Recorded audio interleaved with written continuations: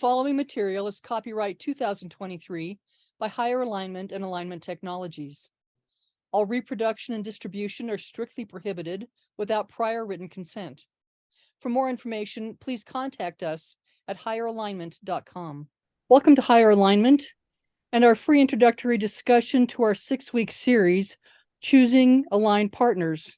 Tonight, our topic is choosing creative over codependent partners.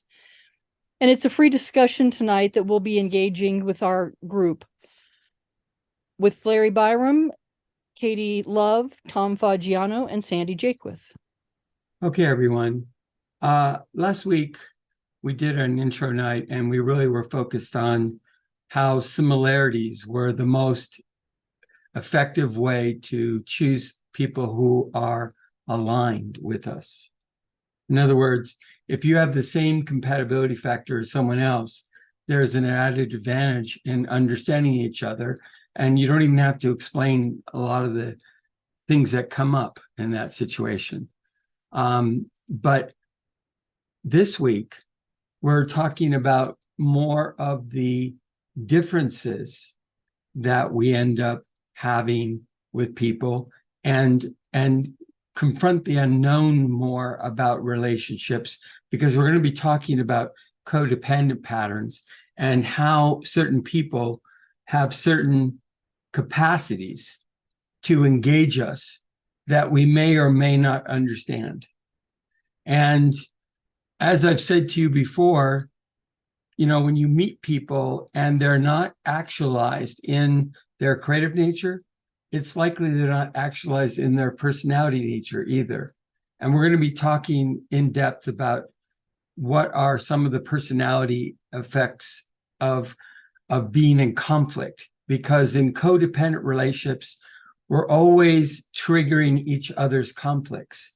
And it takes so much energy to be in them that eventually we get tired and just want to give up. And we either give up because we don't have enough energy, or we give up because it seems endless, or we give up because we don't feel like we want to try another time because it's just a lot of energy we're investing each time. So our objective today is to talk about why we would choose more conscious creative partners over more codependent partners, and how we would have a clue about what that would look like in someone. And so I want to invite people to have questions about this, and we're going to take our time with it.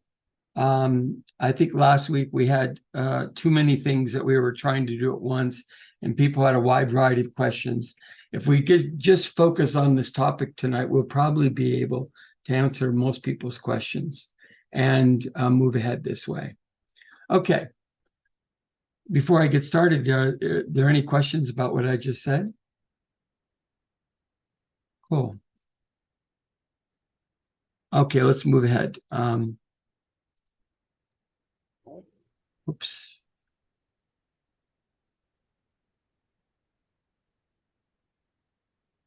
So we want to have everybody have their numbers and their names there, because in the classes, we always have breakouts and everything, and we're trying to match people up with people who are similar.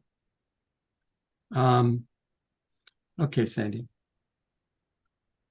Creativity versus codependence. Creative self-knowing frees us from need. Creative self-knowing affirms our safety, security, and appropriate self-importance, so we can relax with others and be ourselves.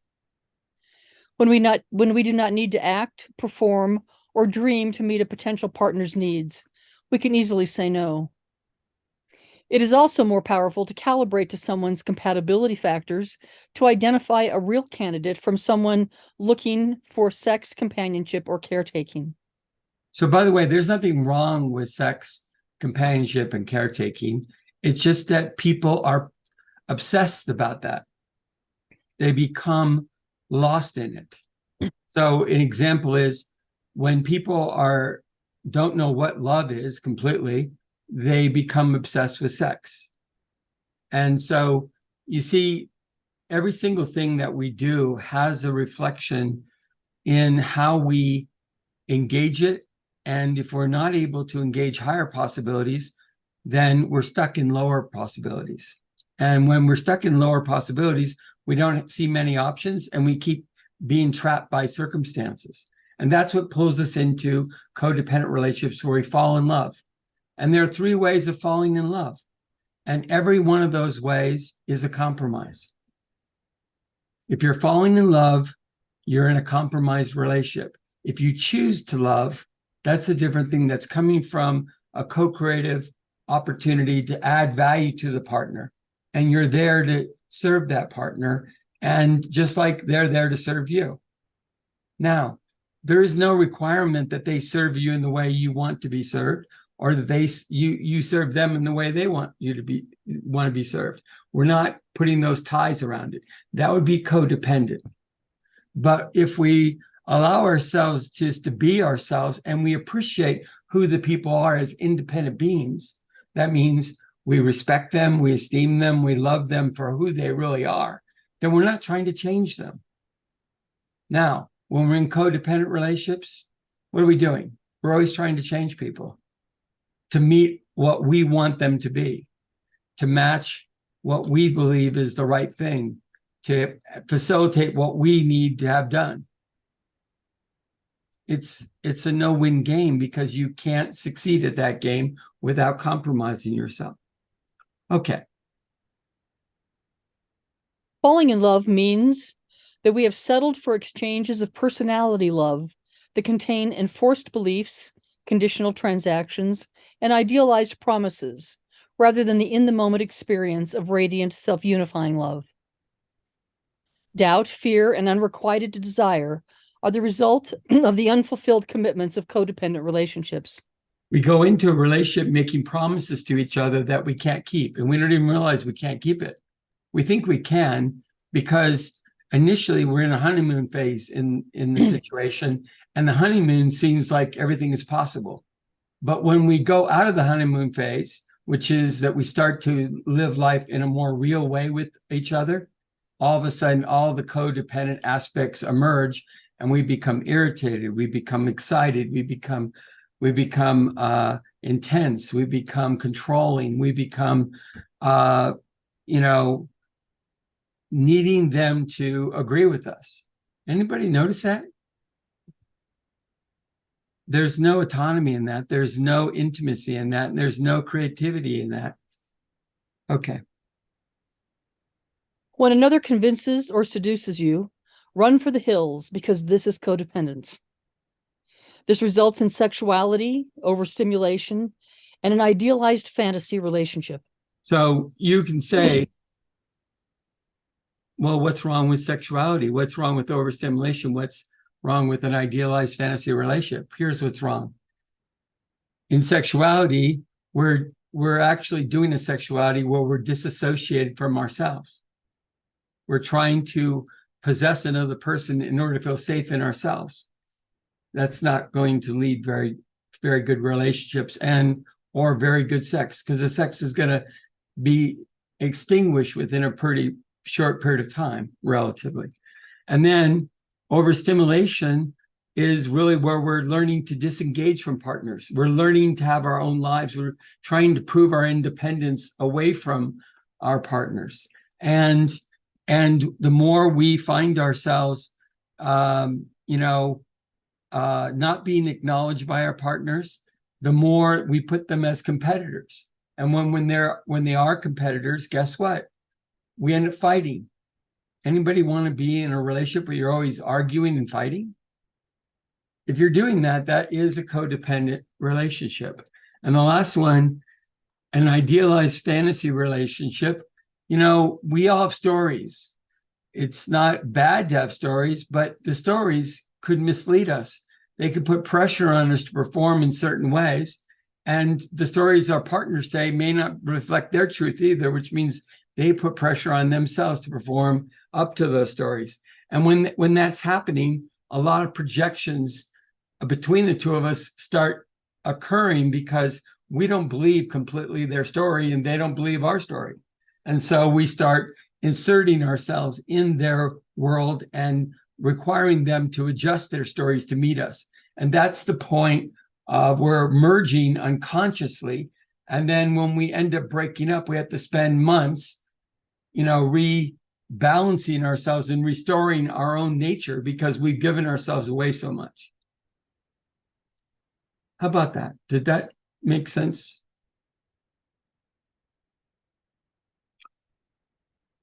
Okay. So, Codependent relationships occur because we confuse attractions with needs. Co-creativity operates with abundance, mutual contribution, and conscious attractions. All conscious relationships are assessed based on equality versus need for control. So all codependency is an agreement that we come together and we're trying to serve some objective value to each other. And there is a need for control always with that. Every time we try to leverage our partner, every time we try to get them to do what we want, take care of us in any way, all that's control. Okay. Equality is giving people free will. I'm not inquiring you to do anything. I'm asking you if you would like to do certain things with me. And I assume that if we're aligned, we'll have more joyful experimentation together and more discovery together and more growth together and more striving together and more change together than if we were apart.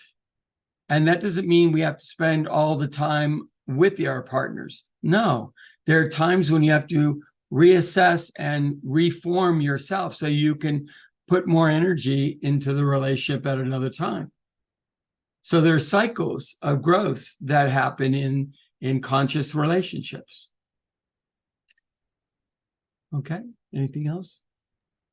Codependence is driven by animal lust, power, insecurity, and idealized support. Yeah. How many people feel like you know what a codependent relationship is all about? Good. So the things I'm saying here, are they relatively familiar to you? Okay. I'm just wondering because, we have such a hard time in this country separating out like who we are with each other. We get sucked into interactions and we tend to become fixated by the outer interplay rather than our presence, our creative gifts with each other, our availability to them. We get lost. And I feel like sometimes the more I talk about this, the less people know what to say to me. It's sort of like it's a law of diminishing returns. And they feel it's like an insurmountable mountain, that I'm asking them to be aware of. And it's not that at all. You can do small things that break your codependence one step at a time.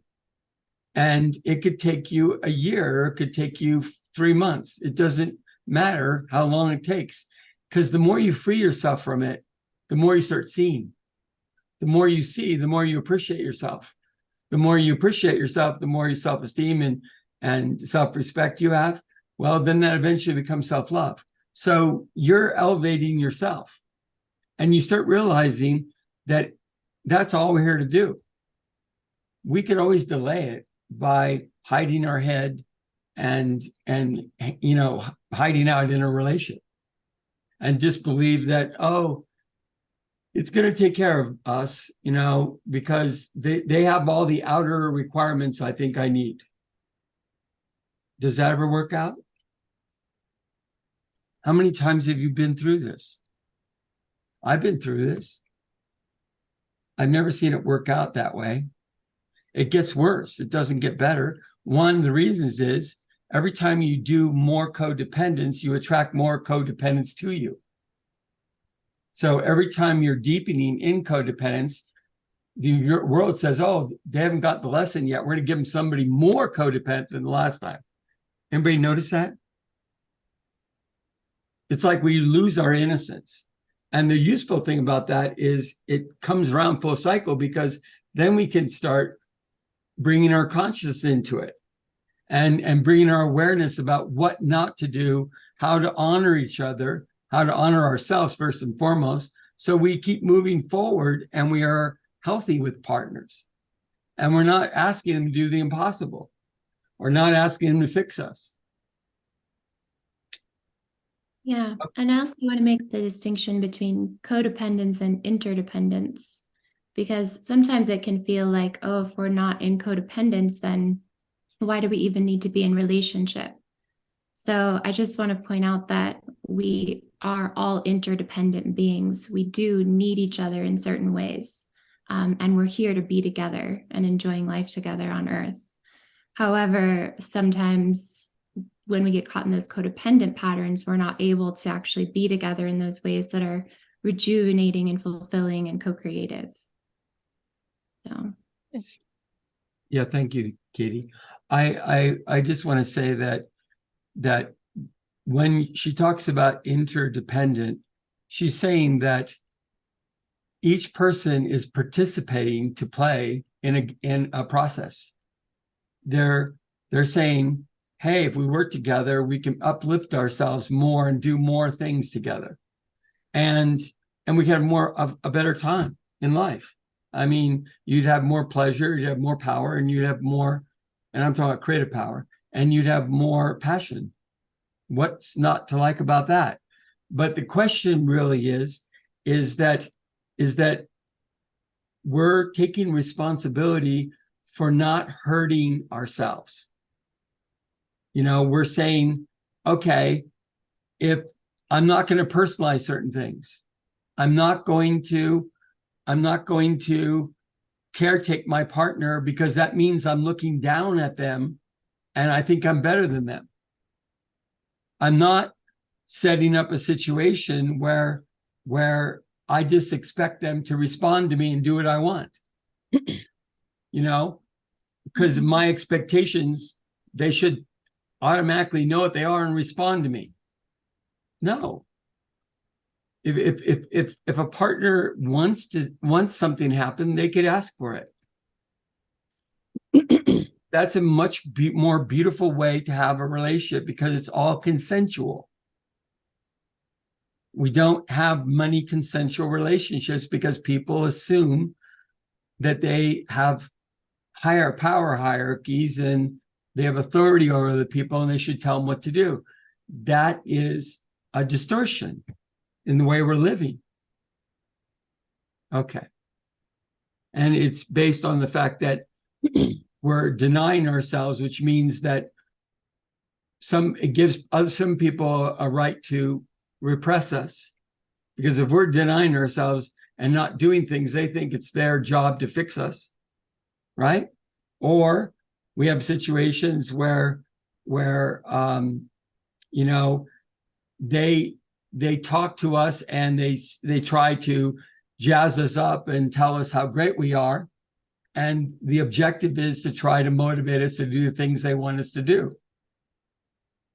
Like that's going to happen. Okay. It's going against the grain on a lot of these things.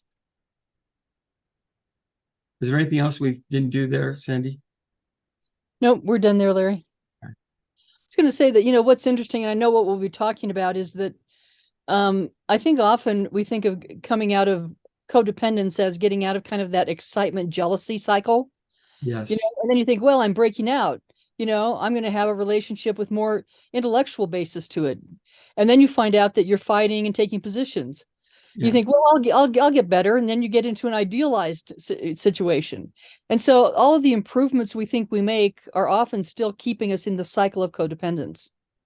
So the pattern she just talked about is the predominant pattern of white, cis males. And usually Protestant or Christian. Why? Because they're the predominant, I want to say, authorities in our society. Anybody want to argue with me on that? Okay. Now, being one of those people, I don't want to repress anybody. So my goal is to tear that down. If I could tomorrow mandate that all men should be removed from higher company positions and places of authority, and we only put women in charge, I'd be more confident about the world. I really would be more confident.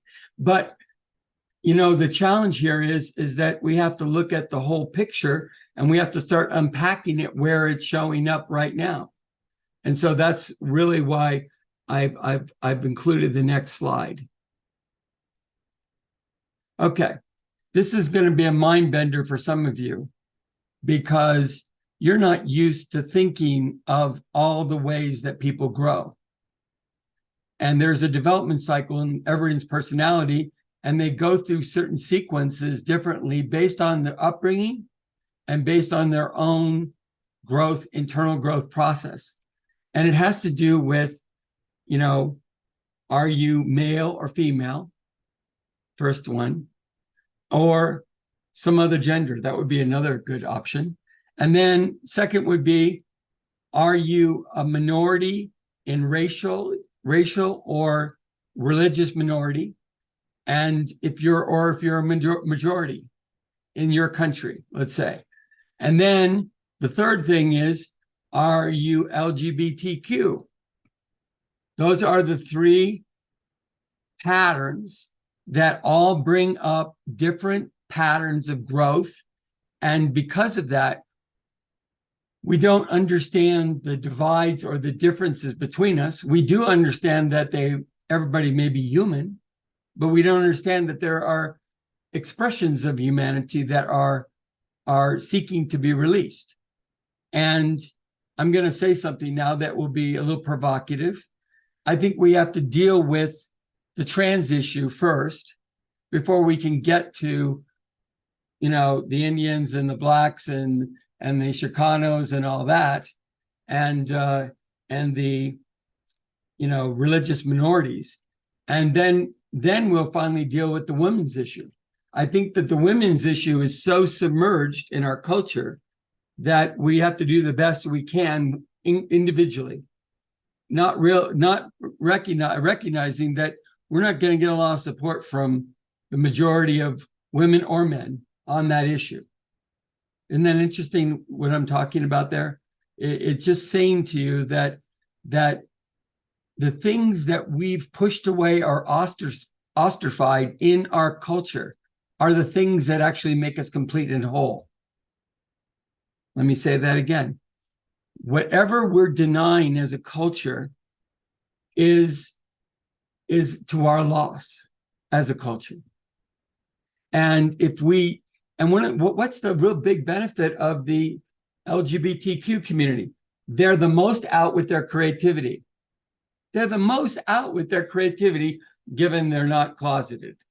Okay, if they're closeted, then they're not. But if they're not closeted, guess what? They're out there. They're the best examples we can have. If we can learn from that and everybody be more creative like them, this world would turn around in a much quicker time. Does that make sense? Now, the other issue here is that who are the people that would most benefit by letting go of all suppression? It would be all the people that have been minorities. You know, I mean, I can make a list of minorities that are as long as your fist. Now, yes, it's good that we acknowledge them. Yes, it's good that we heal that. But the issue here is, why are we suffering in our society? It's because these racial and religious differences are being used as wedge issues to hurt people. And as long as that's going on, we're going to continue to think that we need defenses as individuals. And that defense that we have as an individual doesn't really protect us completely. It protects only a part of who we are. And what we have to give up to do that is a lot of our creativity.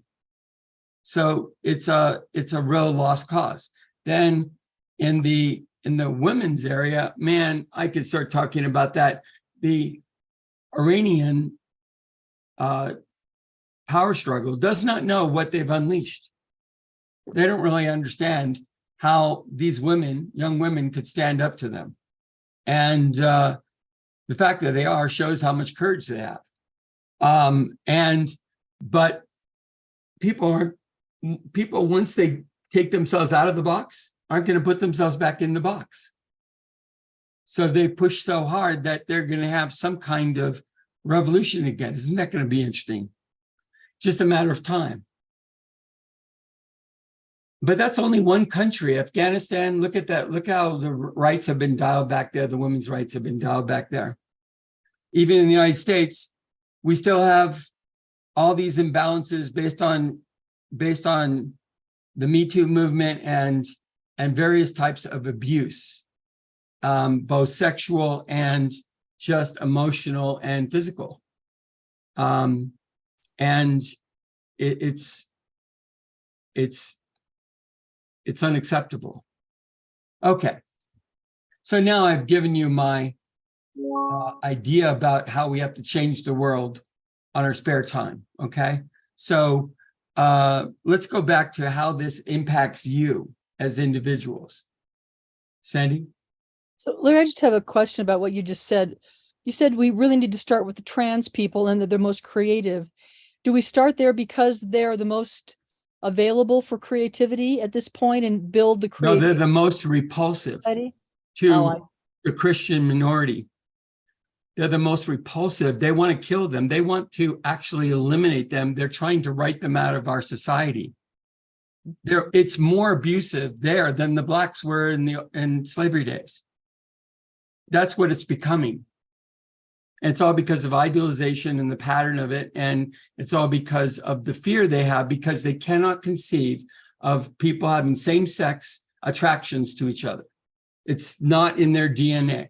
And they're not going to, there was a congressman said, they're just two sexes, that's it. I don't believe in anything else.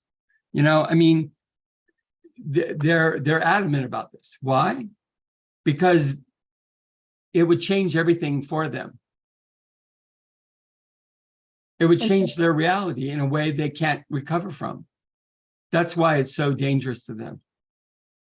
And so the fact that they're the most repulsive to the dominant society means that it's more obvious that well, it's more obvious when they started to have drag library events, right. And I mean, that, innocuous as it could be, was the biggest threat to in their mind, because what they're doing is they're going to make it safe for people to be gay and to be trans.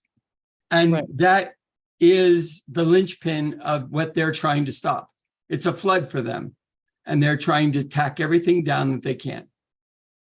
So I'm trying to get at why you start there and why you don't start with something like women. There are just so many more women. You think that'd be a great place to begin working on these kinds of inequality issues. But here it is. Here's the problem. Women that aren't immediately repressed don't want to be affiliated with those that are. So you're saying the trans group, they're just stuck in their group together, and so. By the way, the trans group is the most unified group to make change happen. We saw that with how quickly the lesbians and the gays got the right to marry. That shocked everybody. But the bigger issue is the trans thing, because that changes everything. It changes biology in people's minds, everything. And so that's another bridge too far. And they already saw how it changed society for we have marriages between lesbians and between gay men. So you see where that goes. Now, here's my point. The point of that, the whole LGBTQ thing, is that as long as they were staying closeted, it was a controllable thing. But they're not staying closeted. There's more pride days. There's more expressions of their ownership of who they are.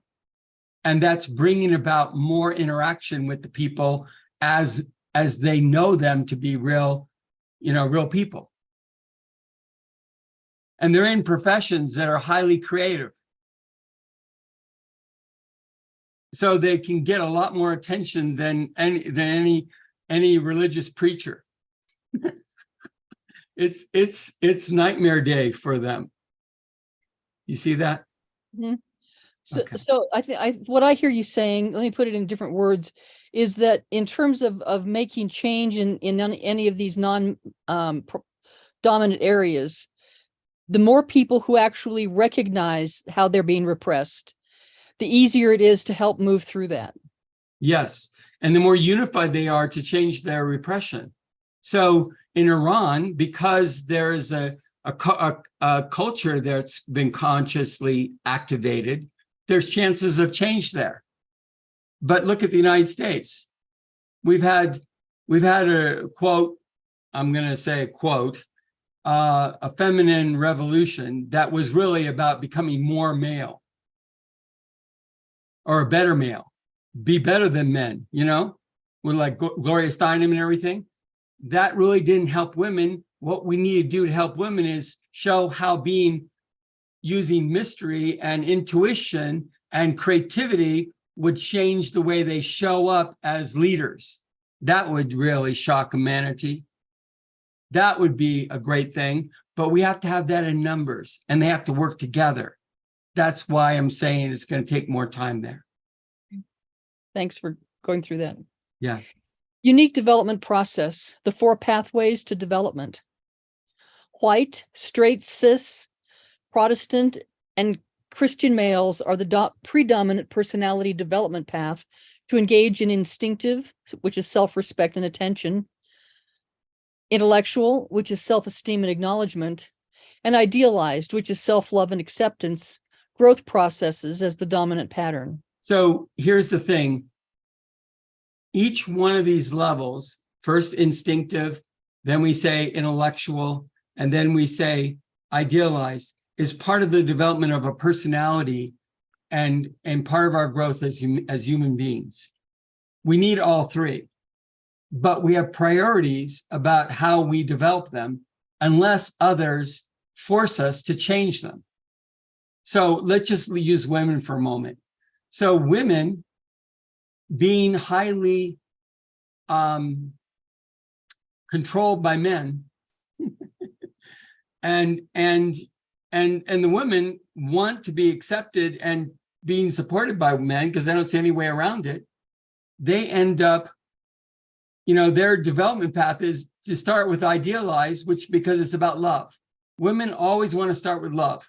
If they start with love, they can go anywhere. But if they start with instinctive, then now they're marshaling themselves into, I got to fit the beauty pattern. I've got to look a certain way because I want a man that thinks they can possess me. Of course, you're going to keep them from ever concluding that they can possess you, but there's that edge there, right? And so you can see that in the United States, women are repressed throughout their development because when they're assigned to do things like the men, they should always be instinctive first, then they should be intellectual, then they should be idealized. And that is the path that Gloria Steinem tried doing. She tried to do that step 1, 2, 3 step up, just using the masculine side. And that made her more masculine. No surprise there. So everybody follow me so far? So I need a women's movement that's about femininity. And the ironic thing is, where do we find that? Some of the men, the sensitive new age men, they're actually doing more of the femininity these days than some of the women. Oh man, it's a confusing time, I can tell you this. So going back to what I was just saying there, each one of these stages has 4 ways of identifying where you're at in the stage. And so you have 3 overall levels and 4 stages within each level of development. When you complete those 12 things, you're complete with your personality and you're doing your creativity, or at least you're in engaging all the creative possibilities you start to have. So you can see how codependency is really about keeping people less powerful than you. It's about confusing your partners or keeping them doing what you want them to do rather than what they want to do. Is everybody following me on that? That is the real underlying problem, is that everybody's pulling each other's down like crabs in a bucket. If you can turn the heat on, the crabs are, they'll keep each other in the bucket. They won't be able to work together to get out. So they'll all cook. Okay. Sandy? In this sequence, we embrace our aliveness and autonomy first, then our wisdom and intimacy next, and complete our process with creativity and consciousness. Women prosper by reversing this sequence, while repressed minorities start with intellectual suppression, then idealized, followed by instinctive development. See, the repressed minorities, they never count themselves in their body way because they've been so repressed, so suppressed, that they know that violence is a last resort. And if they do resort to violence, they're likely to be killed. So that's the last place they want to go. Everybody follow me there? Okay. And if you don't fully understand these words, intellectual, idealized, instinctive, we're going to go into further detail in that in the course. So don't worry if it's not clear yet. Yeah. Great. Sandy?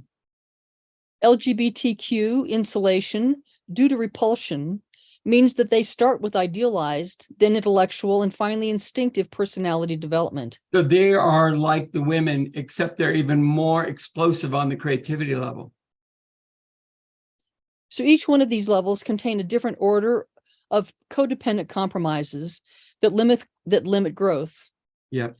Repressed groups learn to hide their creativity. That's the bottom line. You learn to repress your creativity because only the predominant group that's in charge supports the people in their group succeeding. Did you get that? That's scary, isn't it? It's like, but that's the issue. So I brought this little bit of picture in here. And of course, Angela comes now after I said all this. Angela, in case people don't know, it is one of my advocates for changing our consciousness around these three levels. So I'm sure she'll have to go back and listen to this in depth. Okay. She's been here, Larry. Oh, she has? It just showed up. Yeah. Okay. Okay. Why don't you, Sandy? Women's repression, racial and religious suppression, and LGBTQ exclusion create different paths. So the four paths are the predominant white, straight, cis, Protestant and Christian males. That's the predominant path. Then there's a woman's path, and then there's the people that have their minorities who've been suppressed path, and then there is the LGBTQ path. Okay. And by the way, each subset of like the LGBT community has a certain path as well as within it.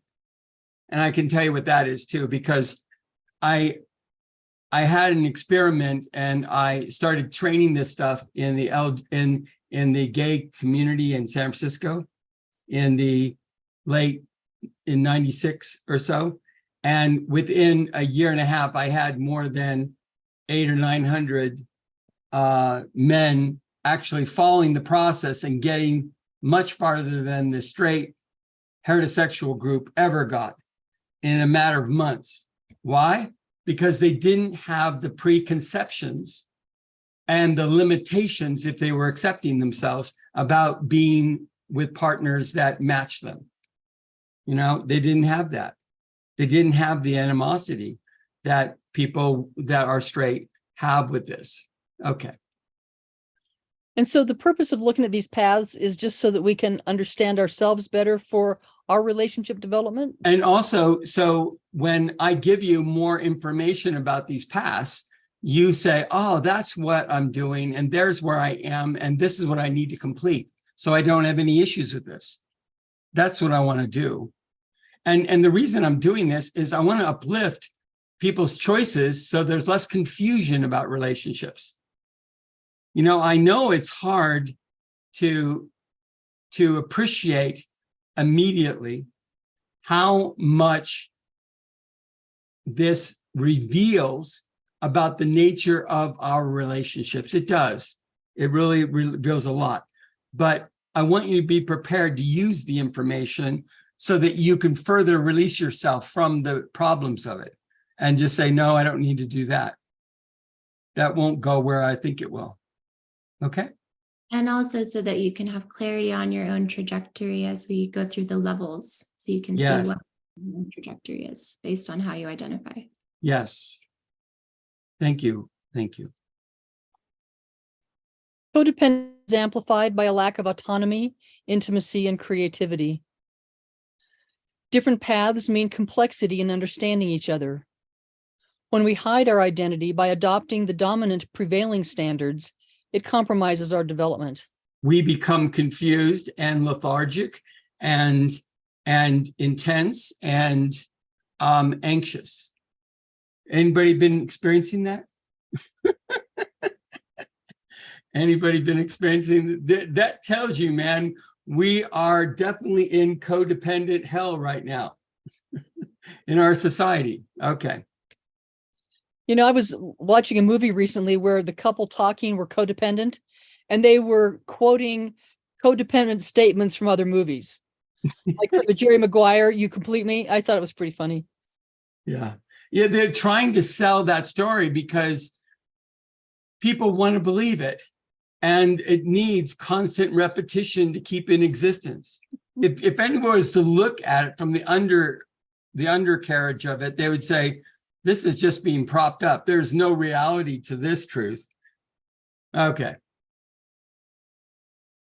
Jennifer? Yeah, Jennifer. Yeah, so what's coming up for me right now, as we're talking about codependency and relationships, is my clients. I'm noticing some clients are showing some codependent patterns of reaching out to me after hours or saying they're needing this, or why can't I get a hold of you right now? And I have this conversation with them and I'm like, I will get back to you when I'm available.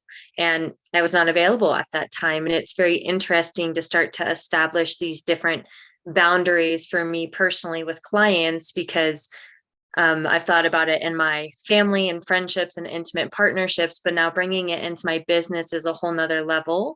So clients are not feeling like they need me or I'm their only source of light, but so they can start to establish that inside of themselves as well, Yes. with their own autonomy. Jennifer, I think you always try to bring the light to them and hold them in a co-creative space with you. And that's the starting part of it. The second part of it is the boundaries. And I think you're identifying them. It's really, to be really simple, it's really about boundaries around energy, time, and space. Those are the way all the boundaries break down. And if we're taking care of ourselves, then we can take care of others. But if we're not taking care of ourselves in any of those three areas, we compromise our boundaries with others and we become even more disengaged, disassociated, and meshed. Mm-hmm. And that's what you're fighting right now. You don't want to be roadkill. No, and it's interesting because I'm serving more people. And I notice now that I'm serving more people that I'm needing to give myself more because I just need to. And so Yes, now that I'm there's serving nothing more wrong people, with that. That is healthy. right. It's interesting to notice that, oh, wow, there's more people and now there's new people coming.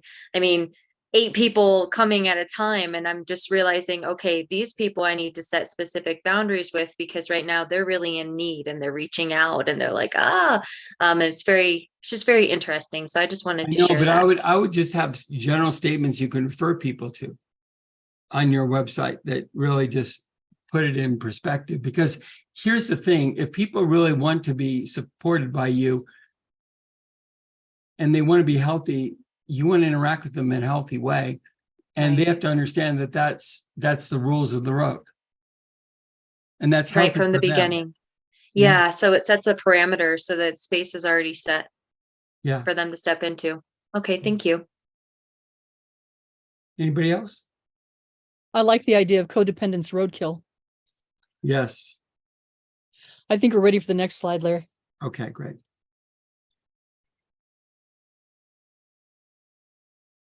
Create. There we go. Sorry about that. I have to go the wrong direction first. Instinctive development. I guess you have a different developmental path than other people. I have a mouse that I never figure out which way to go. Developing intent, aliveness, and direction. We delay development by discounting our sensations and feelings, pushing us to seek excitement and define ourselves in terms of the false safety of others by possessing them. We stifle any autonomous response from them because we are the person deserving respect and attention. By choosing parental substitutes, we get caught up in imprinting and deny our creative impulses and life energy intent, preventing change. Most important, we don't find ourselves and we don't have a sense of our own direction. This selfishness can be validated by attraction to outer, superficial beauty and handsomeness, not noticing the inner beauty of the person. You know, I think the inner beauty is actually more substantial than the outer beauty. Why? Because it's something that delights you throughout the relationship, no matter how many years it is. Instinctive relationships are defined by isolation, so that any connection results in animal lust. Because it's always a thing of, I don't know when I'm going to get it again. I have to get it as much as I can when I can. So it's a scarcity issue then. It's totally a scarcity issue. When we heal by affirming our creative impulses and autonomy, we experience aliveness and self-satisfaction that we do not need to act or perform for anyone. This allows us to connect with self and mutual respect, honoring our partners. Everybody can take that in a little bit. There's a lot to this, as you might have realized. If we just understand each of the levels and what they're doing, then we can construct a reality where we start seeing when we're in what level. And people jump around in their development. So if we chose increased compatibility with partnerships according to our natural path, then that would be a more supportive process? Yes, it would be more harmonious and it would be more mutually supportive, because we would find ways to bring our abundance to each other. And there wouldn't be a clinginess or a need to hang on to each other and get what we think we need to get from them. Okay. Anchoring, Ayla? Ayla. Andy, when you said our creative process, like choosing based off of our creative process, are we talking about our primary creative expression, or are we talking about more than that? I was talking about the developmental processes that Larry just laid out, that depending on whether you're cis or gay or a woman or a minority, that you have different developmental paths. And some people have combinations, because you could look at how you can be a Black lesbian, with Practitioner. Yeah, and you can have overlays, and that even is more confusing. Takes more gusto for them to live life, but they can get more out of life. Every time you have an obstacle, you can conquer it and get more out of it because you went through more and you appreciate it more, or you can let it define you and you end up less. Now, going back to your question, Ayla, each level, I'm now going to be showing you in a moment how each person, we could measure where their development is on each thing. And the lower their development numbers are in the personality level, the less resourcefulness they have with each other. Okay. And then I'm going to say there's the upside perspective, which is the three creative levels, creative expressions, and how they're all actualized, and they have numbers too. The more you're actualized there, the more you offset the lower stuff on the codependent levels, on the layers. See how that works? So, you know, if I had to, I have all the calculations, but I haven't got the computer all mapped out to automatically calculate the number. But I would say, you know, we could say to you, you're 47% codependent with this person, you know, and you have these upsides and you have these downsides. If you can avoid these two, then maybe you can raise that. Otherwise, maybe you would want to choose somebody else, you know. By the way, 47% is not bad because there's some people that are in the 70s, you know, just to tell you that. Okay. So By the way, Christine's on here, so that's really good. So Christine, remember you were asking the question earlier about, you know, how come sometimes it doesn't work? And I talked to you about the three lower factors, which are conditioning, defenses, and pretenses. But another way of looking at this is just these layers, and how these layers, when they're not resourced, means that there's more antagonism between people, period. And the antagonism and the need to overcome that antagonism is what codependence is all about. And so if there isn't enough resourcefulness and there isn't enough acknowledgement of what the possible creative opportunities are, then there's no upside. And then people get blown out fairly quickly and then they disappear and they ghost you. Anybody been there? How many people have been in relationships where you've been ghosted and you thought it was going good, but they didn't know how to deal with the upside you offered? You realize that you are more conscious than them sometimes, at least a majority of the time, probably. And that was an upper boundary limit. I will talk about this later, but it's because you saw a possibility, you tried to embrace it with them. They were scared of embracing that possibility because it would show up too much of their weaknesses in their mind. And they had to run for the hills. Anybody know about situations like that? Yeah, they had to get out of there right away. They had to lose your number forever, quickly. And you wait around and go, well, it was going good. There was things there that I saw possibilities for. Well, yeah, but that may be the obstacle. What you need to do is choose people that have the capacity to engage bigger things. That would solve that problem. And that's what these classes are all about, right? Yes. Anchoring conditioning. We seek outer attention until we manifest self and mutual respect. Instinctive development is anchoring our aliveness, intent, and safety in our body. Instinctive development promotes the conscious adoption of motives so we can see when others respond to us. So instinctive development is the keystone to motive development. So if you can't see the motives of other people around you, it's because you're denying your own motives. Someone who was trying to ask me a question there? No, just a new person coming on, Larry. Oh, I'm sorry. Okay, but here's my point. So I was just saying that, you know, let's say that, you know, you got blindsided by a person that you thought was a good relationship possibility. And instead of engaging you, they just discounted you and things like that. And you said, I don't understand why they didn't bring it up or why they didn't articulate the problem as it arose, because they led me on. Anybody been in that situation? And my suggestion is to you is that if you could see what people are responding to in your conversation, you would know whether or not they were connected to you. But you can only do that if you're connected to yourself in your motives first. You have to know what motives you're using to engage them. And there are 4 levels of motives: the instinctive level, the intellectual level, the idealized level, and the intuitive level. So I could give you a roadmap to every motive interaction you have with people. And you could see if it was a masculine approach, a feminine approach, or some kind of combined approach. my gosh, it's like we just don't have access to that in our normal operation, in our normal interactions with people.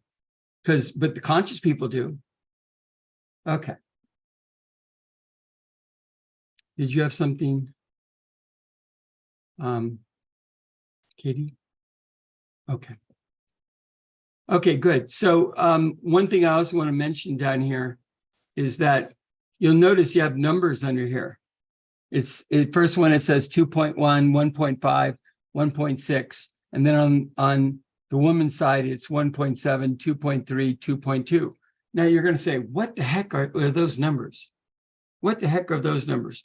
What they do is they represent the instinctive, the intellectual, and the idealized development of those people, each one. And the scale is between 0 and 4. So if your numbers are down in the 1 to 2, there's a lot, that person doesn't have a lot of self-love, self-esteem, or self-respect. They just don't have it. Now, she has a little bit more self-esteem, and she's trying to develop more self-love. So at least there's some kind of breakthrough possibilities there. But you get the idea that if you understand kind of what you're looking at, and you know where the persons you're with are, you know where their strengths are, and you can support their strengths, because all great consciousness growth processes are always about amplifying mutual strengths, or taking a strength that isn't as strong in one person and transferring your understanding of it to the other person so they can access it and use it for themselves, which is possible in conscious relationships. It's not conscious in codependent relationships, because no one transfers any real insight or skills to each other. They never do. Why? It's because they have a need to compete, a need to be better than their partners. And so they don't want to share. Anybody notice that? They don't really, even if they talk about it, they never do it. Okay. Do we cover everything there? Okay, let's move ahead. Intellectual. Intellectual development, developing positions, certainty, and wisdom. We delay development by polarizing our emotions from our thoughts, pushing us to seek intensity and competition to define ourselves in terms of the false security that comes from opposing and complementary partners. We stifle any intimate response because we want to be in control to build our esteem, admiration, and acknowledgement. By engaging opposite compatibility factors, we get caught up in defenses and deny our creative values over time, preventing growth. At the intellectual level, the practicing of our values expands our ability to think. It deepens our capacity to think in more profound ways. Most time we're only thinking in pretty superficial ways because we're thinking in defensive positionality, one person versus another, which is fairly mundane. But if you're really thinking on a more comprehensive level, you would have a creative power to abstract some information and then apply it to other places, or to look at patterns that are similar or are different and wonder why that is. That would be an indication that you're really doing deeper thinking. Okay.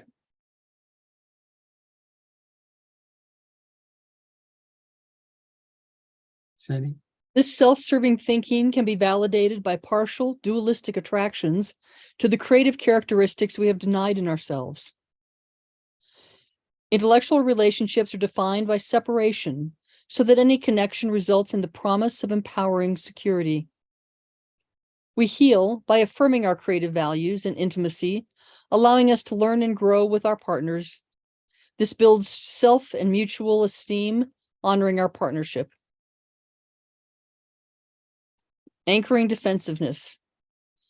We seek outer acknowledgement until we manifest mutual esteem.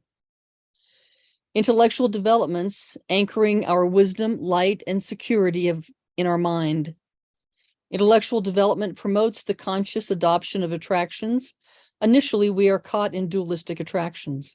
So some people are going to ask me what dualistic attractions are. Dualistic attractions are things like safety and innocence. I'm sorry, strength and innocence, arrogance and greed. There are things like acceptance and personality self-rejection. I could go on. There are things that we're usually denying in ourselves because we want our partner to take care of us in that way. So it's a dualistic attraction because it only goes one way. I need them to be there for me to learn this or take care of me in this way. And I don't see that in myself, so I need them. That's a one-dimensional attraction. Now, conscious attractions are different. They're mutual. So a mutual attraction is, let's say that I see aliveness in you and I have aliveness, and I bring my aliveness to your aliveness, and we're amplifying our aliveness together. Now that's a mutual attraction. We would actually say autonomous aliveness in that situation, but you get the idea. Yeah, and on this level, we often choose complementary partners because we think that by having someone who's opposite to us, we'll have more covered together as a team. But what we end up realizing is because we can't agree on how to move forward with things, we can't actually make things happen together effectively in the long term. And we end up feeling separate from each other in the relationship. Yes. There are 3 different versions of that for each level, but what she's saying is the basic pattern. Okay, one more thing is that if we actually understood that attractions are lessons and they get manifest as lessons, we'd be able to change them. Now, most people don't know you can change attractions. They think you're fixed in attraction. Like if you like a particular body type and a particular, color hair and particular color eyes, that, that's fixed in time. It's not. It's completely malleable, but we just don't understand that we're not limited to our past. We're not limited to our history. We're not limited to what we think will give us attraction, because the truth is we actually create attractions when we get at the intellectual level. We start manifesting the attractions that reflect certain lessons that we want to invest in. Now, when we do that, we start realizing, oh, any lesson we have is a reflection of our attractions. So, and when we modify attractions, we start seeing how we have so much more room to be who we are, and so many more ways we can motivate ourselves to do things. Now, until you understand that, then you keep thinking you're at the effect of the world. You keep thinking that the world and all its stuff going on is impacting us and we don't have very many choices. Not true. It's just that we don't take responsibility for our own possibilities. Okay. Probably more than you wanted to know. Okay. We're finished here, Larry. Yeah, I just want to say that again, I put some numbers in here that you can see these people, and you'll notice that this woman is a double visionary. She's a 656. So you noticed she has extreme focus. And some people would say a lot of intensity. And that's because she's an undeveloped visionary. And she's doing a lot of defensiveness. Now, he's not doing much better. He's just more, I want to say, repressed in his visionary because he doesn't know that it can serve him. And so he's trying to do a masculine version of his visionary, which the vision energy is actually feminine. Not a very easy thing to do. So he took off a big bite there. Anybody have any questions? Yeah, quick question. Yeah. Lining up their numbers below the actualization levels are the 0 to 4 scale. Yeah. Because they're closer in all 3 of those areas, how does that impact their relating to each other? Well, the problem is because they're both doing very strong defenses, and they're very separate, and they have such low numbers. They don't love themselves, and they're trying to build self-esteem for each person, and they're doing it in a competitive way. So every gain of one person comes at the loss of another. You follow that? So they're both pissed off that the other person's getting more attention or getting more of what they want or getting more acknowledgement. And so they're not going to acknowledge each other. You know, it's giving people what they want, and they don't want to give their partner anything that their partner wants until they get satisfied that their partner is taking care of them. Isn't that crazy? Is there kind of like looking at worldview where you get up to level 4, and that's really where things kind of get heated up? Is there a same point in that 0 to 4 scale where you want it, where it begins to tip? Yes. Above 2.5, you start getting possibilities, and above 3.5, you have lots of room to do anything you want to do. Okay. And you'll see some examples here. Great. Anybody else? By the way, I really appreciate your patience with this, because you could see that we don't know until more recent years, we haven't really understood how personality development worked. I've been talking about this and researching this now for 35 years. And I wasn't willing to start talking about this whole thing around the differentiation of the women's repression, the minority suppression, and the LGBT stuff. I wasn't really willing to talk about it until the beginning of the year. Why? Because I knew that would throw more variable stuff in there. It would explain a lot more, and it would be a lot more accurate. But the problem is, it's more complex. But I've realized that we can't not have the full truth. And we have to understand what's really going on in many situations. And without an appreciation of this understanding, you don't really get it. You know, the people don't get what's happening with their opposites. They don't know why the person is doing what they're doing. And the one question I always ask is, what must be true if the other person is behaving the way they're behaving? What must be true? And then you start unpacking that and finding out what's underneath that and asking questions about that. And all this stuff comes out. And then you start really understanding why it is they have the perspective they do on the world. And the way that they're operating the reality is totally consistent with what their experience is. You know, that's not a question. They're not trying to deceive anybody. Naturally, they're actually trying to find the best way to be themselves. And they are limited in that by a lot of factors around them, starting with their families. Okay. Larry, Katie and I were thinking maybe a break. Yeah, let's do that. We're going to take a 7-minute break, and we'll come back. And if you have questions that you want to answer off the air, I'm going to be here to talk.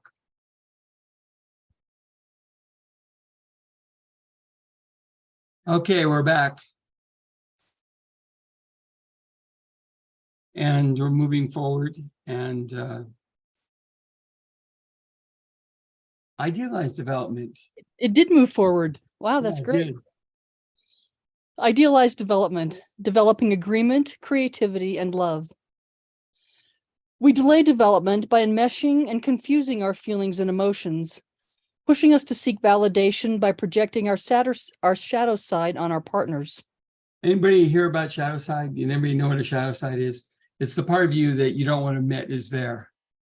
And usually you project that on other people because it's uncomfortable for you, and you can see aspects of it in them, and you can always blame them if something goes wrong. Beautiful setup. Yeah. That way we can live in an illusionary reality. We can see our shadow side based on where we have repulsions to other people and other experiences. Usually if we have a repulsion, it's because there's something inwardly that we're repulsed by, either in our current or former version of ourselves. Yes. Thank you. Okay, let's move ahead. When we accept this, we feel seen and honored, temporarily reducing resistance and stubbornness.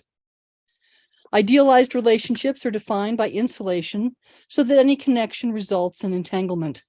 So if you're insulated, it's ironic, but people rush to get entangled because they don't feel the person is there for them. You know, and until the person is totally in it with them, they don't feel safe. And then both of you are in trouble because neither one of you knows what your truth is. and you're running around trying to figure that out. Okay. Just because our partner deserves love and acceptance does not mean we know how to provide this.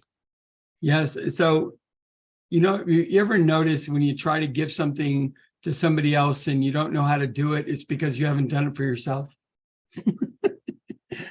That would be a giveaway. If you can't give it to somebody else, there's something, a blockage in you accepting it within yourself, you know?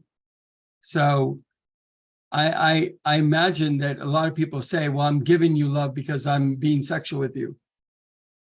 And yeah, people could interpret it that way, but there's really not necessarily a lot of love there, especially when people are describing it that way. Okay. It takes an act of it takes an act of contribution and surrender to shift gears and engage our creativity. A lot of difference between contrition and contribution. Have to be careful there. There is, yeah. I think you've gone into a priest little time warp there. Sorry about that. We need to affirm our creative nature and create energy, time, and space abundance to engage our creative virtues. Creative virtues are the ways we express ourselves and when we make contributions.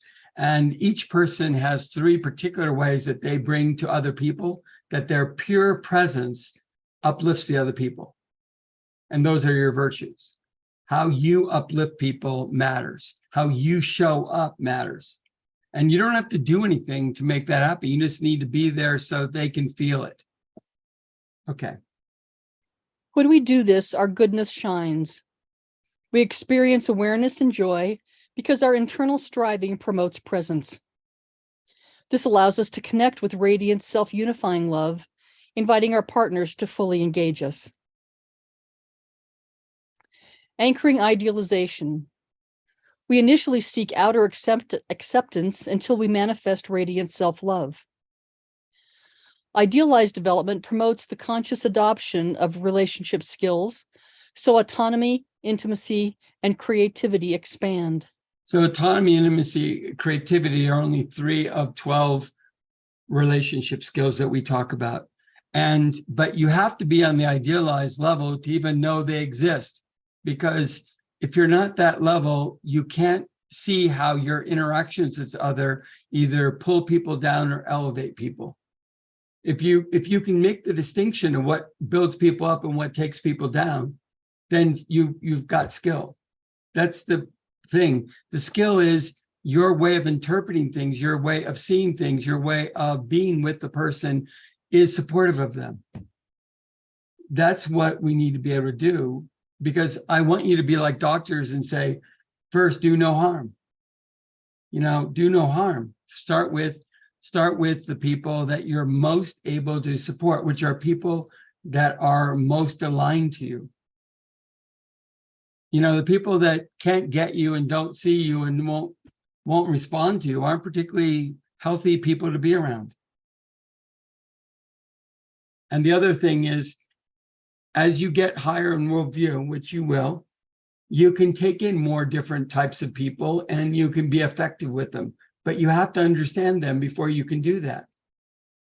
You know, I think my life has been an example. I had to go and really check out all 343 combinations and check them off because I've had friends in those areas. That was a lot of work, but you know, I found them everywhere. I had to go to a lot of weird places, like I had to become part of a biker gang, Hells Angels biker gang, just to connect up with them, or I had to go to visit people at the insane asylum, you know, things like that. you can get around and you can get the full variety of humanity in that way. And you don't have to go as far as I do, but you want to expand because most people only deal with 5 types of individual in their life. 5 types out of 343.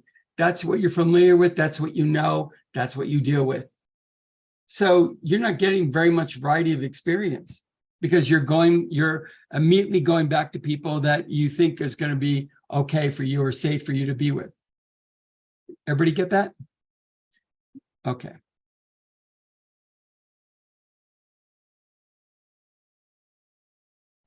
Sandy? Idealized development is anchoring our awareness, context, or space in simple personality importance. This is the level of dreaming. Yep. So you can see here the numbers have gone up here. They've gradually gone up, but there's still some things holding these two back. And there's still projections that they're making on each other and ways they're unconsciously limiting each other. And they have to agree with each other to move forward. And it's hard to get people to agree with you in some situations. Anybody been in relationships where you felt trapped because they weren't that they didn't love you and didn't want to be with you, but the way they were being with you was inherently keeping you from doing what you really know you needed to do? Anybody been in that situation? This is all idealized development territory. Okay. Co-creative development, integrating personality with our intuition. We consciously expand our motives, attractions, and skills by accepting our authentic creative nature. This shifts our ability to perceive our reality by resetting, balancing, and calibrating to our sensations, feelings, emotions, and thoughts, enabling us to generate a more comprehensive reality. So when people are repressing the sensations, feelings, emotions, thought, they're either overdoing or underdoing them. It really distorts our view of reality. And we're not able to confirm our truth, or not able to confirm our beauty, or not able to confirm our goodness. We can't see enough of the picture to know if we're actually doing any good. Anybody feel like there's doubt sometimes and you're not sure if what you're doing is moving you forward or not? That's because we go through shifts around our modalities, that is the sensations, feelings, emotions, and thoughts, and we crunch them together. It's like we smush them together in different ways, and then we expect to be able to understand what's going on around us. We have to decompress them. We have to hold them as separate areas and then construct them in a conscious way in our own experience and honor our truth in that process.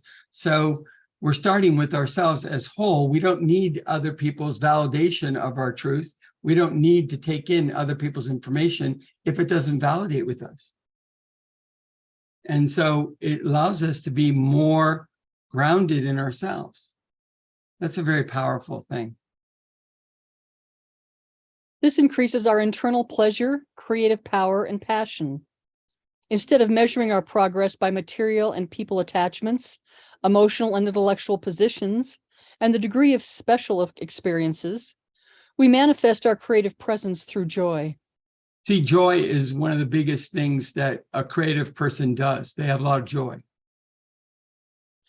This shift to our creative being opens the door to intuition, straight knowing, and unity thinking, so we never are stuck in limited personalities. See, if we're stuck in the limited personalities, we're stuck in our perceptions of ourselves. We're limiting ourselves. But if we take those blinders off, all of a sudden we start realizing there's a whole world out there that we haven't been exploring. And that's our higher abstract knowing. It's our capacity to integrate our creativity in new ways.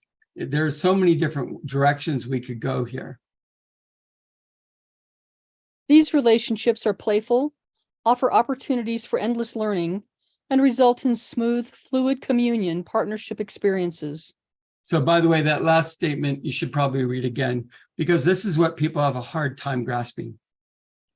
These relationships are playful, offer opportunities for endless learning, and result in smooth, fluid communion partnership experiences.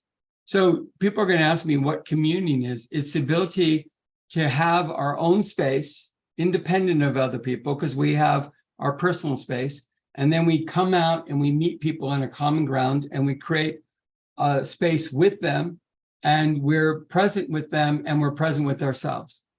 Now, in that situation, we can distinguish our reality versus their reality or our combined realities. We can distinguish those three things.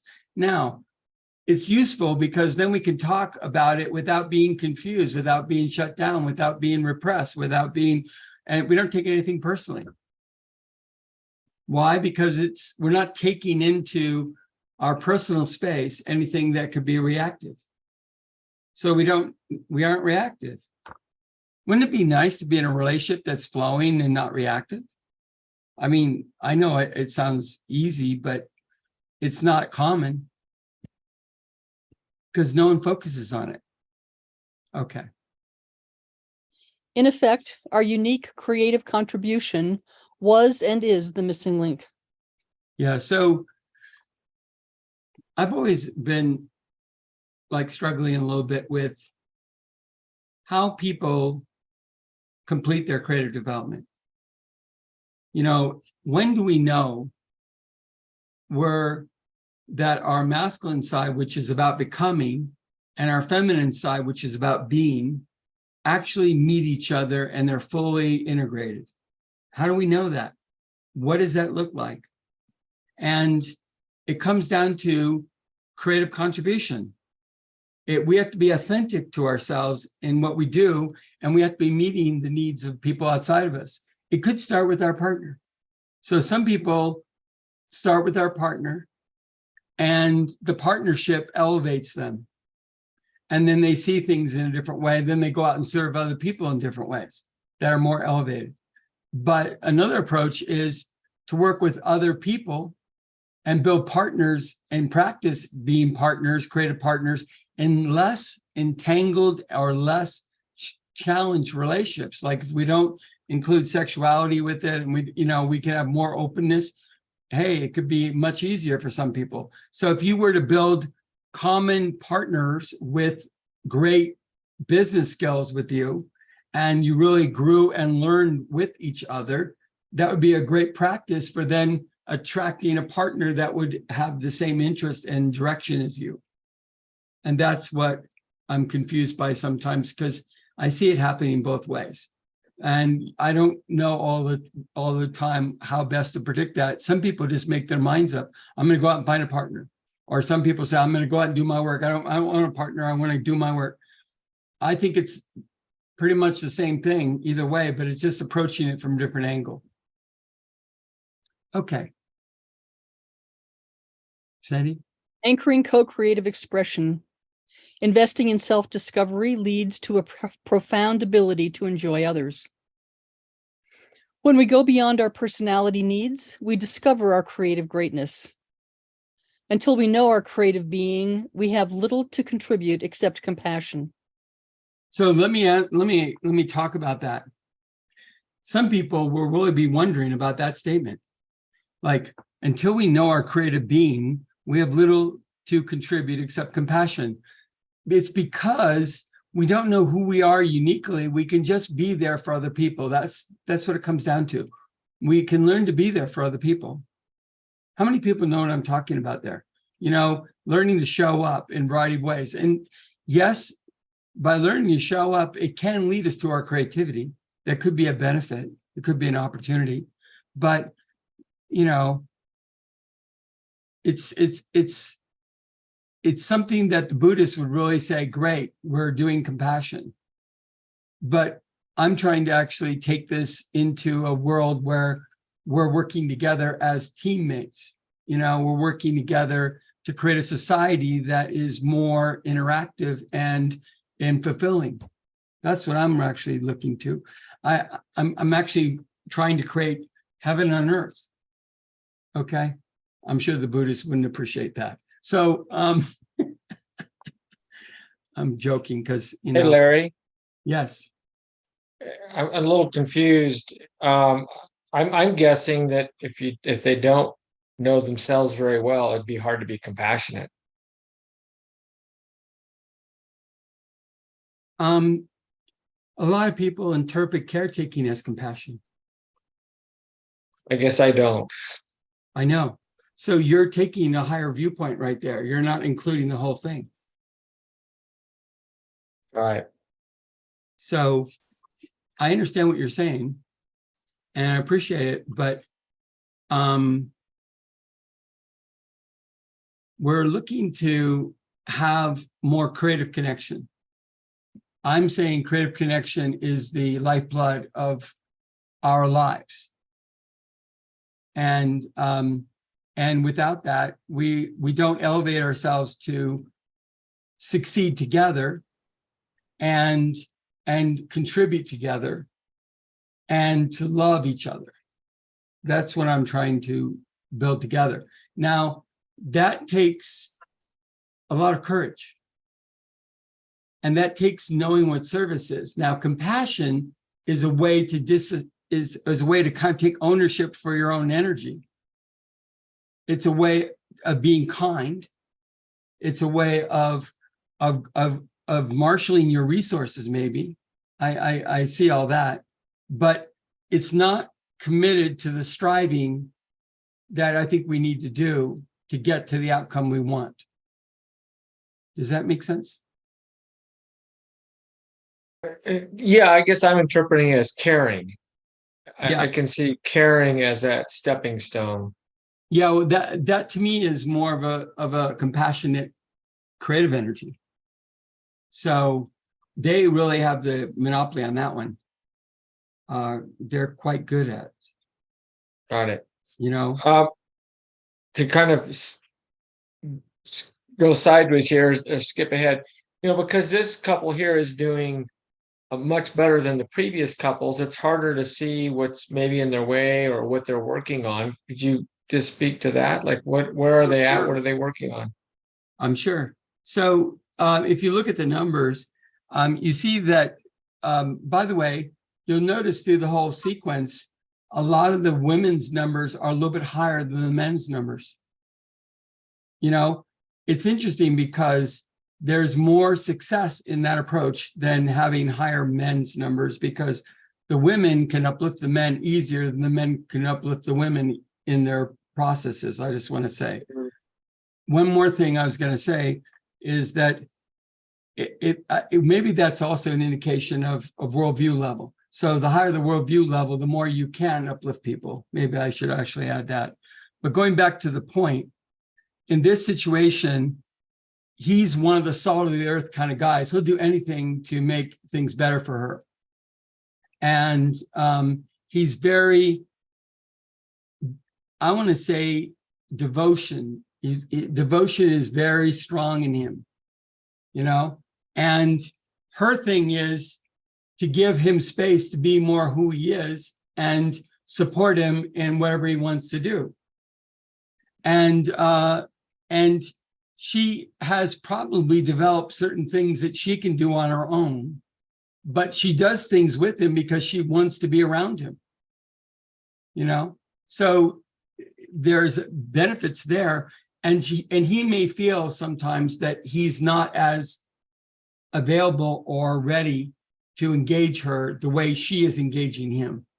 So I think there's a little bit of imbalance there. I missed that. What was that last part, Larry? So I'm saying that there's a little bit of an imbalance because he doesn't believe in himself as much as she believes in him. And she is really natural where she is. And she doesn't feel the need to explain that to him, but he feels it. Because he wants to be more of the leader. In some ways he is, but he's not completely the leader. If also you look at men that are more coming from Latino groups, they're taught to idealize the fact that they should be in charge. And in this relationship, he's not in real charge completely. So there is the part of a little bit of the imbalance. Did you get that? Yeah, thanks. I'm also seeing, I'm not sure if I'm clear on this, but it looks like she's doing a little bit of control and he's doing some romantic mythology. Is that Yes, accurate? that's true. But she's not doing a lot. She's No. doing a little bit, and he's doing a little bit more of romantic mythology. But those are just ways that we think we're adding value to our partner that may not be. You understand? Anytime you take a Yeah. pretense and you try to be there for the partner in the pretense, you've accelerated the view that this is the thing that's going to help your partner. And it may not be true, but you continue to do it. So he believes that that's what's true. So he's operating that way. Now, is it a big problem for her? No, she doesn't get reactive to that. And he doesn't get reactive to her being somewhat controlling because he thinks all women are that way. Well, I celebrate that they're I'm so joking aligned. there a little bit. I hope people know I'm joking a little bit there. But in the Latino culture, there's this thing about certain areas of responsibility are the woman's domain. Okay. Question, continue, Dale. No, thanks, Larry. I just said I celebrate that they're so aligned. I don't see couples this aligned that often. So that's wonderful. Yeah, we have a lot more pictures on that level that we can show you. And if you look at people, look at just Katie and Bodhi right here. There's, both of them right there, partners, and look how they show up with each other. They show up more fully. And I bet if I ask questions of Bodhi and Katie to describe, how they interrelate, because they're both visionaries, primary, they would tell me, oh, there's all these upside potentials that we can go in and do things with. And there's less of that conflict in terms of the alignment of the motives, and the alignment of the virtues, the values, and the impulses. Bodhi, do you want to add anything to that?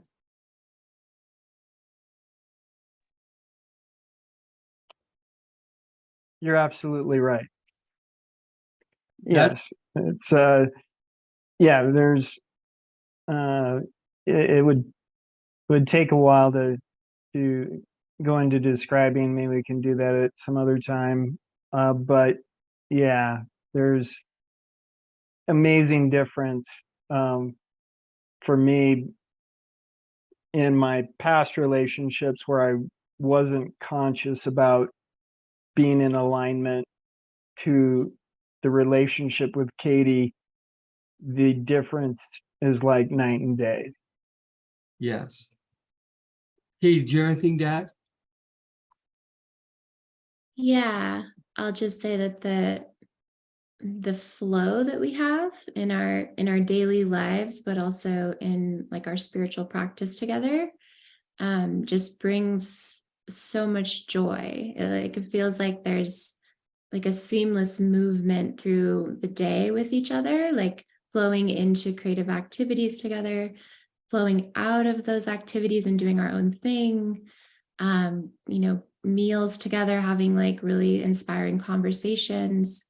And then also just this underlying felt sense where when there's something off or different with me emotionally, Bodhi immediately senses it. Like he can feel that, and then he can show up and hold me and be in that with me. So yeah, also for me, just such a massive difference from previous relationships I've been in with unaligned partners. Right. Thank you. I don't want to miss out, Jennifer. I think you had your hand raised. Yeah, I was really enjoying though the energy, how it shifted in the group when Katie and Bodhi started talking. I will share what was coming up for me. Until we know our creative being, we have little to contribute except compassion. A relationship that I was in recently, I feel like he was very caring. He had compassion, but that's really all it was. Because Yeah. then when I wanted to talk about my creative projects or talk about what I'm doing over here or this, he's just caring and literally repeated everything I said back to myself versus having his own aliveness to then create with me and help me expand and seeing me for my creative uniqueness. He was just able to be caring. So it felt very limiting and it didn't feel like the support that I desired in an intimate relationship. Right. So this would be an example of, in my mind, what Dale was bringing up earlier. He was in a caretaking framework, and he thought in the relationship he should take care of you in certain ways, but he wasn't responsible for co-creating with you. And because that was beyond his thought, his way of visualizing a relationship, maybe. Absolutely. It felt like he was just beginning to realize that he's a creative being and that just caring for another person isn't the type of relationship that I desired, that I wanted a conscious co-creative relationship where he is who he is and I am who I am. And we're coming together by choice, not because it's like a needing or I really care about you and that's why I'm here. I like a lot more than that. So just Yeah, interesting hearing Dale talk about that too. I wanted to share. Yeah. So just to let you know, what you're running into there is a worldview difference. Yeah. And they don't know what they don't know. Right. So we can't really blame them for not knowing. You can test out, how much they're receptive to and how much they can grasp onto possibilities.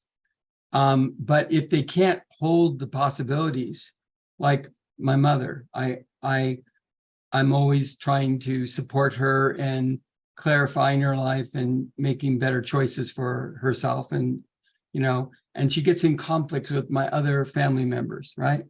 And I usually end up telling her exactly what she has to do with each one of them. Why?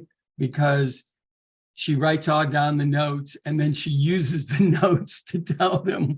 And usually she doesn't get in any trouble that way. So, but then on the other side, I'm not expecting her to show up and actually understand why I'm telling her what I'm telling her or why it's going to work. It's because I know all the people involved and I know what they need to hear. And if they speak to them, the real issue in a heartful way, they're going to open up with each other. But if they're not doing that, then they're at odds with each other. Do you see my point? I do. Okay. Thank you. Yeah. So anybody else have any questions about co-creator development? It's a heady topic and it requires increasing degrees of consciousness. And there is a path to put people on. And what we're starting with in the classes we're doing is just the beginning of waking up to all that. And we have so many doorways we want to open. In fact, every night we're opening different doorways and we're seeing what you respond to and not trying to prejudge that in any way so that you can find your own balance. Katie, did you have anything to add to that? Just that I think the guided imagery process that's coming up will hopefully help anchor and integrate some of this as well. Yeah, and again, with any of the guided imagery processes, really take what works for you and don't worry if you're not understanding a piece of it. In this particular process, we're doing a pretty big overarching picture. And so there's a lot of details to it. It's a big context, it's a big space. And in future classes, as we go through the 6-week course, we'll be going more deeply into each level and spending more time there. So if it feels like a lot or overwhelming or not easily understood, don't worry, and it'll deepen in the future classes. Great. Thanks. So let's move ahead here. Okay, we got the process. Yes. So Larry, do you want to do the slides for it? Will you switch them for me? Yeah, I sure will. Okay, great. Given I'm terrible at it tonight, it's going to be fun. Yeah, so I invite you all to find a comfortable place to either sit or lie down in your spaces. And you're welcome to turn off your screens if that feels good. And close your eyes.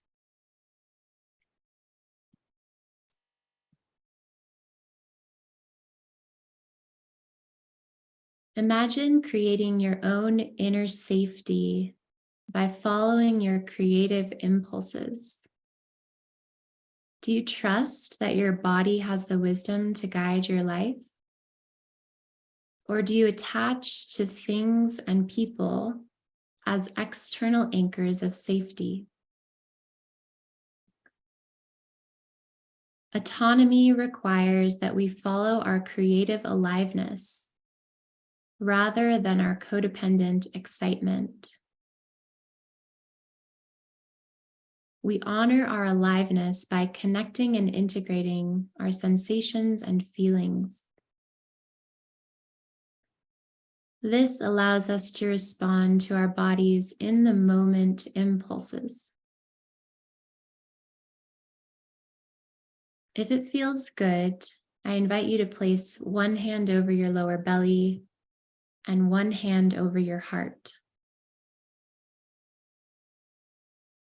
Spend the next few moments in stillness and silence, being present to the sensations and feelings in your body.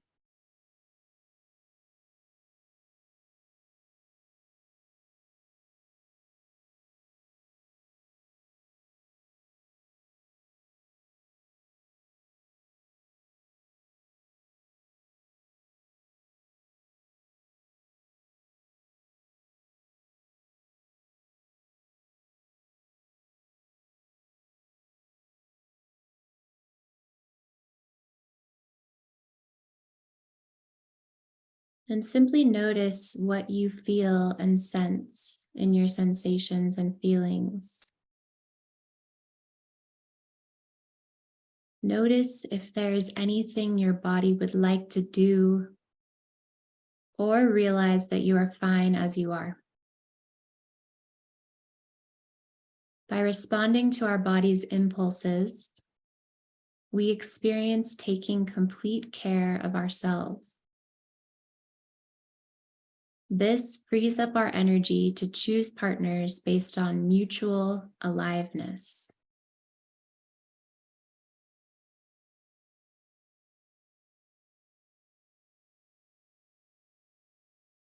Now, if it feels good, place your hands by your sides and bring your awareness to the thoughts and emotions of your mind. Notice if you tend to overdo your thoughts or emotions, creating polarized positions where you feel in conflict with others rather than harmonized in truth. Spend the next few moments in solitude and silent observation of your mind.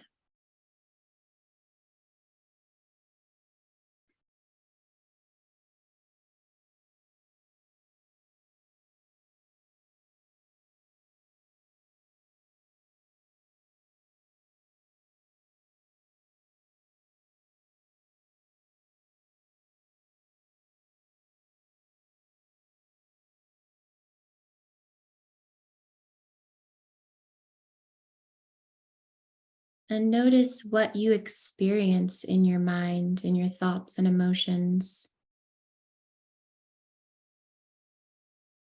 And imagine bringing together your thoughts and emotions into a complete and balanced truth. Witness yourself sharing this truth with others who respect and esteem you by being intimate, open, and vulnerable. Let your truth be received, and in turn, receive the truths of others around you with an open mind. In this way of sharing, all vulnerabilities are experienced as mutual strengths. This releases any pressure to be right and generates security from within. With true intimacy, we open ourselves up to choosing partners who expand our wisdom rather than contracting us into conflict.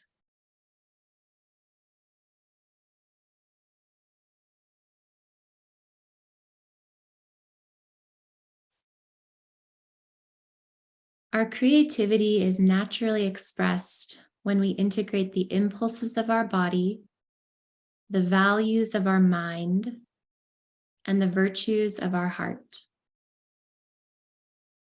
Without this integration of body, mind, and heart, we are insulated from those who could best respond to us in our creative nature. I now invite you to place both hands over your heart. Imagine an infinity loop inside of your body. The upper part loops up and around your third eye, while the lower part of the loop loops down and around your lower belly, with the fulcrum of the loop at the center of your heart. As you trace this imaginary loop, feel that you are bringing the aliveness of your body and the wisdom of your mind together into the loving awareness of your heart. For a few silent moments, rest in the spaciousness of your heart, feeling the creative uniqueness of who you are.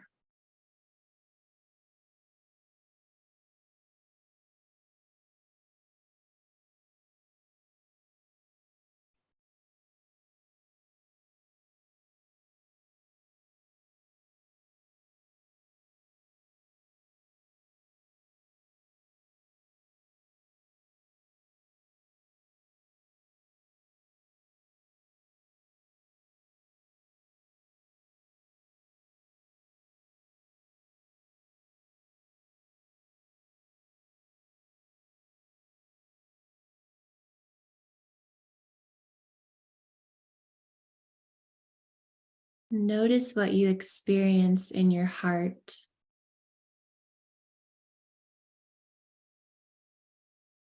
With this affirming act of self-love, we are available to connect and commune in joyful creative contributions with aligned partners.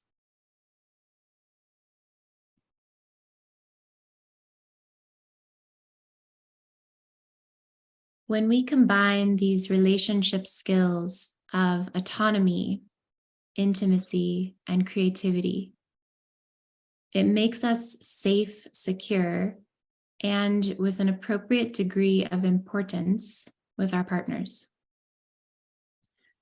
Our respect, esteem, and love create equality between us. We are then able to bring up any topic, fear, desire, or doubt so it can be neutralized. This act creates clarity in our mutual space and allows us to easily adjust to one another. Choosing aligned partners supports the anchoring of these skills so we can experience greater life, light, and love in our relationships. And I now invite you to come back to the group. Slowly stretch your arms and legs and open your eyes when you're ready. Bring yourself to full alertness where your natural aliveness, wisdom, and awareness shine. And as you come into an energetic connection with yourself, rebalance your attention and direct some energy to the group, turning on your screens if you would like.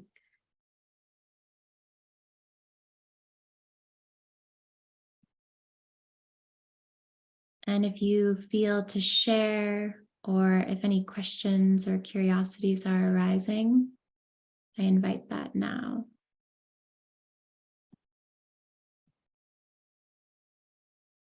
It felt, Katie, thank you for that. Mm. It was just so spacious. To me, it felt like I was getting a lot of waves in my heart space, a lot of opening. Like the doorways were opening, like Larry was saying, we're opening a doorway. And by the end, I felt a lot of openness and spaciousness while remaining aligned with my truth and sitting with the idea that I could expand wisdom with a partner and be in that space. And it just felt so just unexplainably wonderful. So thank you. Yeah, beautiful. That's exactly what it was designed for, to start opening these doorways. So I'm really glad you experienced that. Thank you for sharing.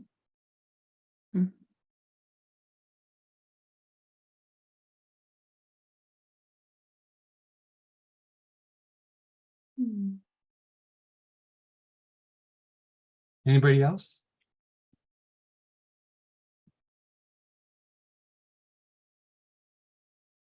I think this is a much more sustainable pace than last class.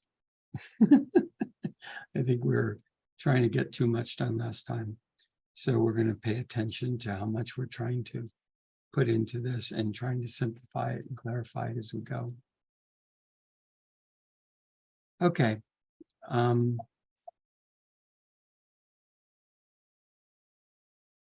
Just to let you know, we did update this chart with the personality development levels of this person and this person. And it shows that the woman is actually doing better, of course. And, you know, it's really kind of funny that a lot of the women are settling for less. You know what I'm talking about?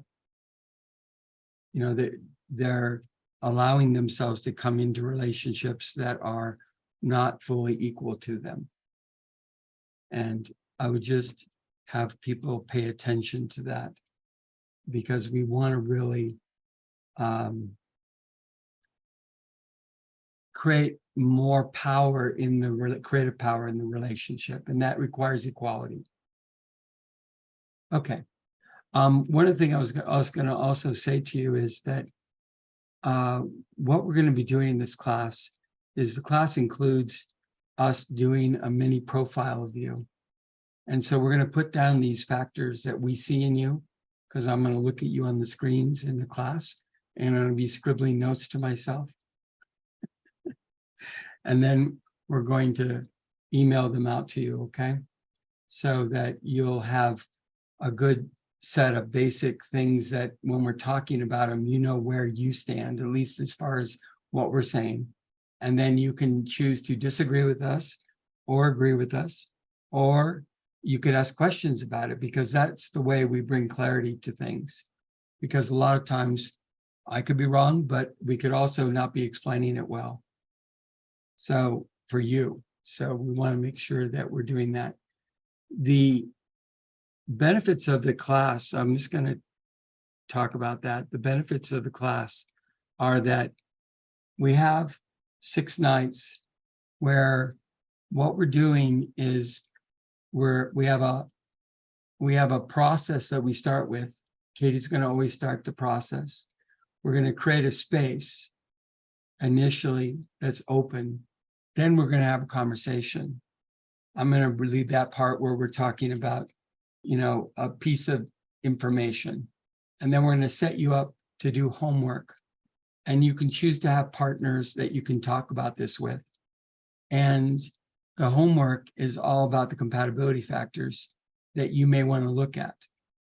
But there's so much more information than just the compatibility factors. It's about you awakening to the things behind the compatibility factor before we talk about the compatibility factor. See, because people, what they do unconsciously is they become so identified with the pattern, they don't see their own pattern. Anybody notice that? You can just grow up in a certain way, and it's so ingrained in you, you cannot acknowledge it.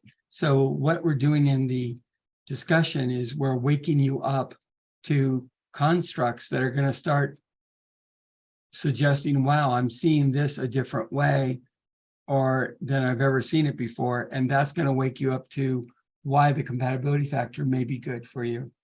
And if you start understanding and accepting the compatibility factor, then you can start seeing it and accepting it in other people. And then you have a blueprint for understanding what the impact is when you don't have people that are aligned with you versus what the impact is when you do. Anybody, that makes sense? You always have to start with the people and their experience to get the most value out of something like this. So we always have to start with what it is that we're talking about and how you experience that. And then we can actually talk about the differences you have with other people. And that's going to bring light and love and some life energy to the process. Okay. Okay. So as you can see from the titles, they're very interesting. They're in groups of 3. There are 2 groups of 3, and there's 2 direct. There's the first program, which is waking you up to the problems of relationship. And then the last 3 are really waking you up to focusing on the similarities in the relation. So that's part of the design of this class, is we have balance in that. And the other thing I want to say to you is that I want you to know that what we're doing is helping you to create more room for yourself to experience relationships in new ways. That's the real benefit to what we're doing. Okay. Any questions? This is a quiet night. Okay. We are starting next week on Thursday night, and it goes for 6 weeks. And we start at 6 and it goes to 8. So it's a 2-hour class. It's shorter than our normal classes. We appreciate the fact that we're putting a lot of compact things in it and we're giving you homework. So we don't want to really burden you with that. The homework is going to be optional. We're not forcing you to do anything. The reason why we're doing that is that it gives you a chance to explain to yourself what you want to do and explore it. And rather than us, tell you, oh, you have to do this, it just creates more repression, which we don't want. Katie and me are leading the class. We're being supported by Tom and Sandy. We have other people around, like Chris, that does the emails and gets all the stuff out. And we have other people behind that also do other things. So this is an organization that really is dedicated to this purpose. And on the last slide, we have our purpose statement and the 2 forms of that. And so you can, if you don't know much about us, you can go there. We've been around for years, and we're in the process of starting to prepare ourselves to go larger in the world and be able to meet more people. So, and support them. So, so I mentioned to you that we have a mini profile we're doing with you. You also get the class PDFs, the video presentation and recordings, because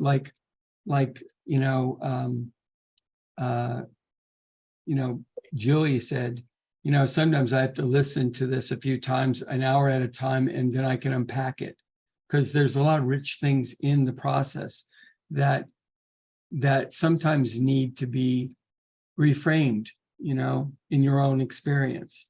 And until you kind of anchor them that way, you don't understand really what the value of them is. So that's what we're doing here. And I'll just add, even if you aren't able to attend live, we send the recordings out usually within a few days after the class. So you can still take the class even if you can't be here in person.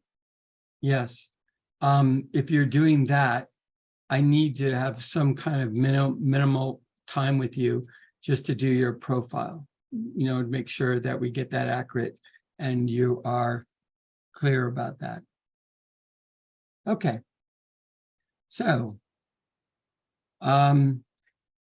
as any class that I do, unfortunately, that's not all. I always leave information at the back for people that are interested in fully understanding what I'm saying, or backing up what I'm saying, or giving people a different perspective on what I'm saying. So we have things on the back that talks about creative uniqueness. We have a class called Creative Uniqueness.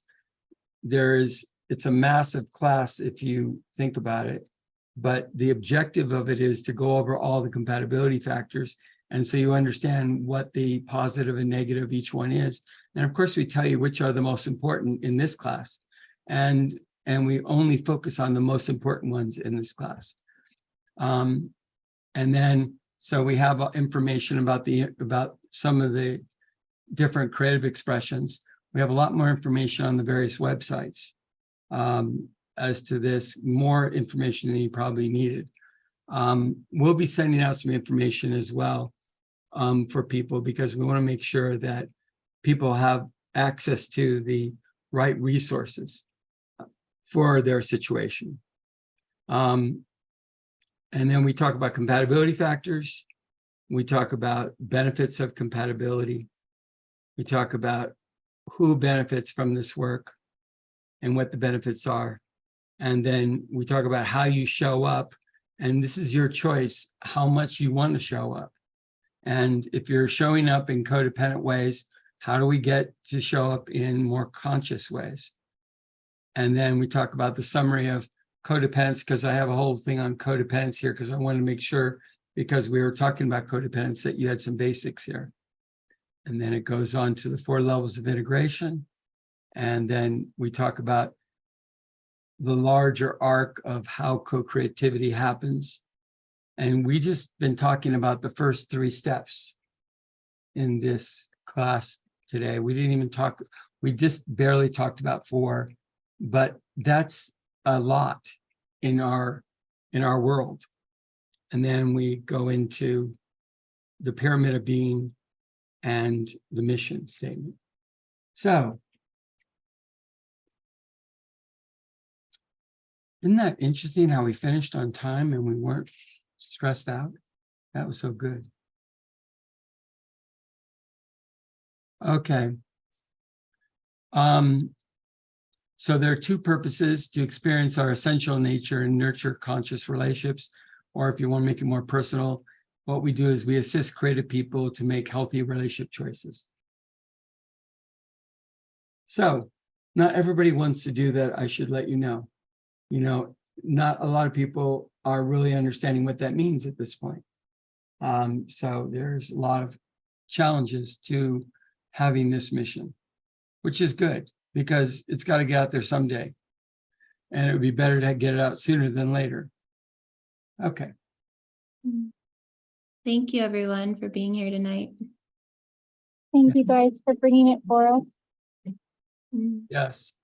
Thank you. And I'm glad to see you all. And I think we'll sign off with that, because we're not here to waste your time. We're here to kind of be present and available to what we're doing, and then complete it. Hey, Larry, Yeah.